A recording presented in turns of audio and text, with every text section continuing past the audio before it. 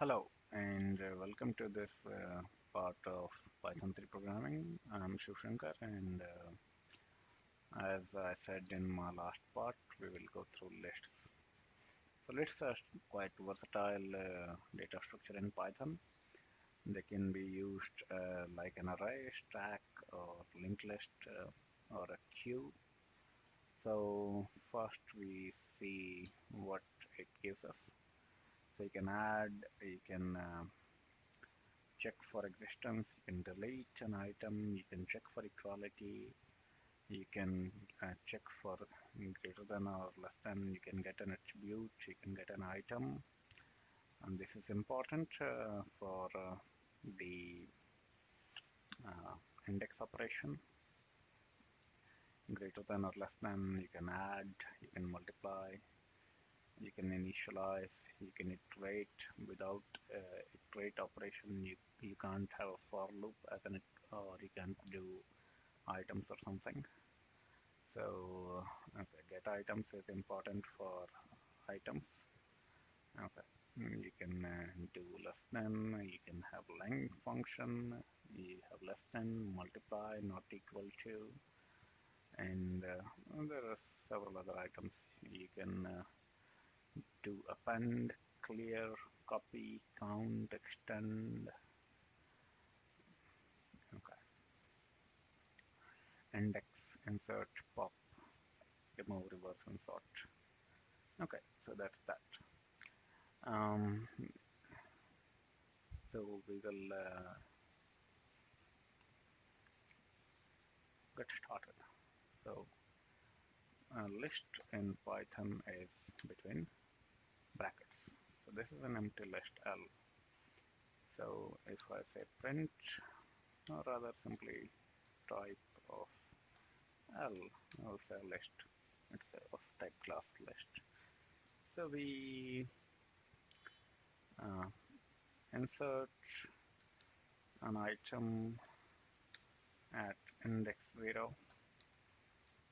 Now lists are quite wonderful in Python because they can be heterogeneous in nature. That means a list can take any kind of data structure, integer or float or complex number or string, even dictionaries, other lists, tuples, sets. So whatever you can think of, it can take that. So if I want to see list, right now there is element 1, and now if I insert at the position 0, 2, then my list will become 2 and 1. So if I want, I can append 3. If I do that, then it will become 2, 1, 3. And if I want to do a pop, then it will give me the last element by default. And if you give an index, it will give you that item. So it will give you 3. We append 3 again. And now this time I want to pop the 0th element. So 2 will come out. And you can see your list here, 1, 3. Now, if I want, let's say we have seen pop, insert, we have not seen index. Okay, so L dot index. So if I am looking for 0, it will tell me 0 is not on the list. If I say 3, it will tell me at 1. If I say 1, it will tell me 0. Now, let's see more. Copy creates a shallow copy. We want to count how many times 1 has occurred. It has occurred once. Let's look at our list again. So let's insert again 1. So our list becomes 1, 1, 3, and if we count 1, now the count is 2. Let's see, we want to sort that. Okay. Now this is in place, stable sort 1, 1, 3.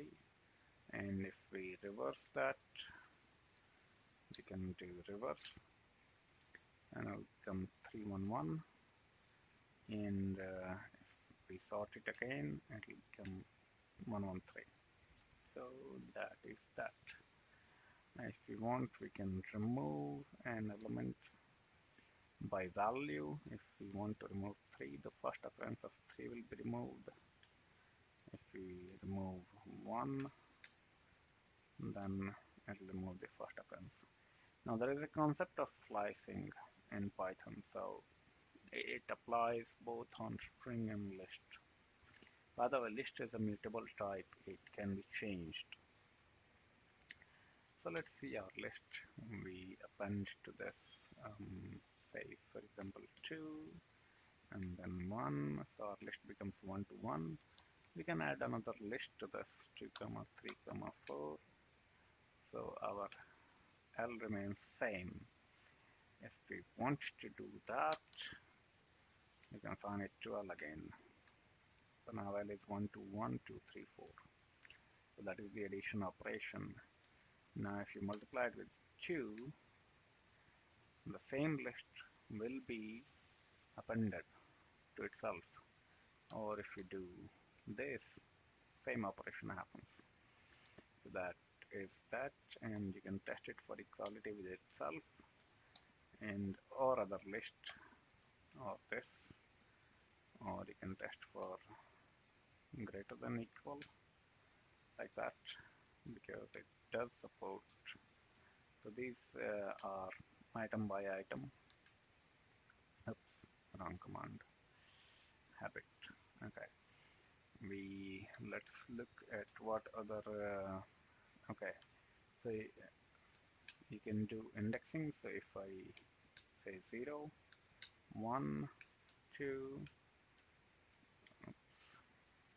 3.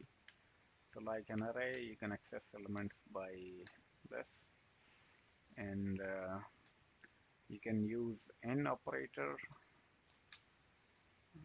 2 in L true, 5 in L false, and let's see how many elements are there.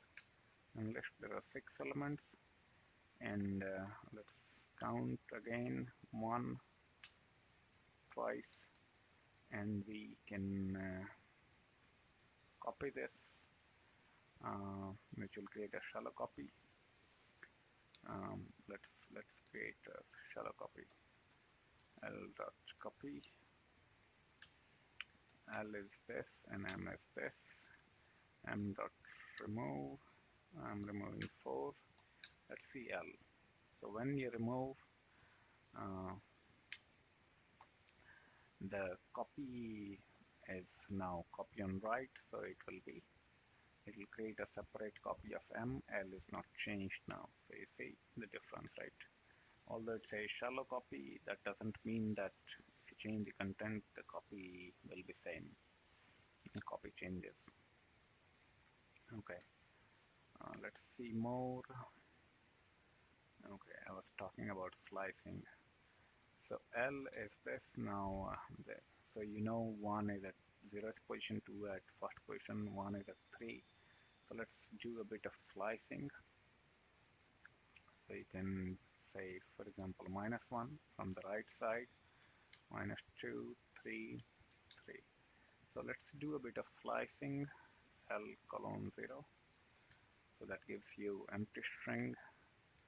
0 colon will give you the entire string. 1 colon will give you all of it.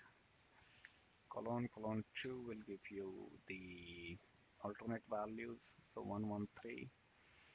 And this will give you every third element. So 1, then you will skip 2 elements, 2 and 1, and then you get 3. If you do 4, then skip, and you'll get every fourth element, and so on. So you can get a range of objects.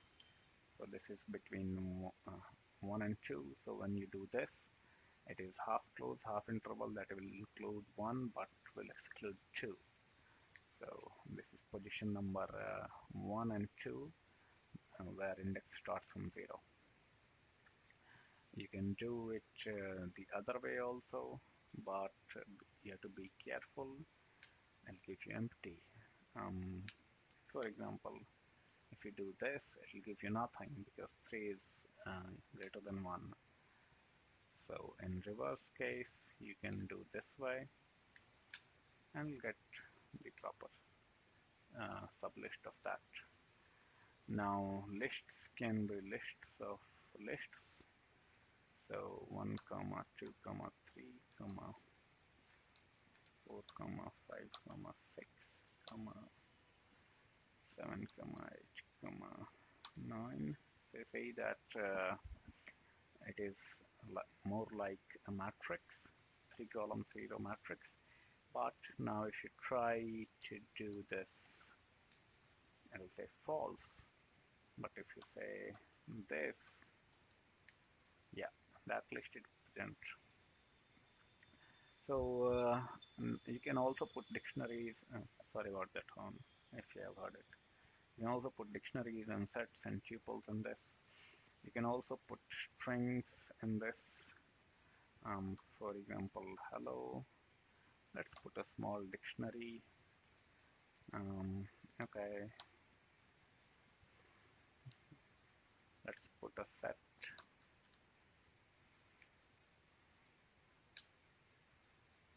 Okay, int object. Okay. I think I made a mistake here. Huh. So that. So if you see this, it's a heterogeneous list, not very useful, but you can do it. Lists are typically used for homogeneous elements. So let's see if we have missed anything important. You can get size of L dot underscore underscore size of. So the memory occupied by this list is 88 bytes. This object, list object. So further you can dig about this here. So although it's only 3 elements, but it occupies 64 bytes. So Python is quite memory intensive in that sense because it has to maintain all kinds of internal data structures to the list. I'll stop here about the list description. So in my next tutorial, I'll show you dictionaries, which is the second most important data structure. By the way, the slicing notation can also be used on strings, because strings are fundamentally a sequential data type, so you can apply slicing on strings also. I'll stop here. I hope you have enjoyed this video. If you like this video, please hit the like button and subscribe to the channel. And I'll see you in my next tutorial with dictionaries. Thanks a lot for watching the video.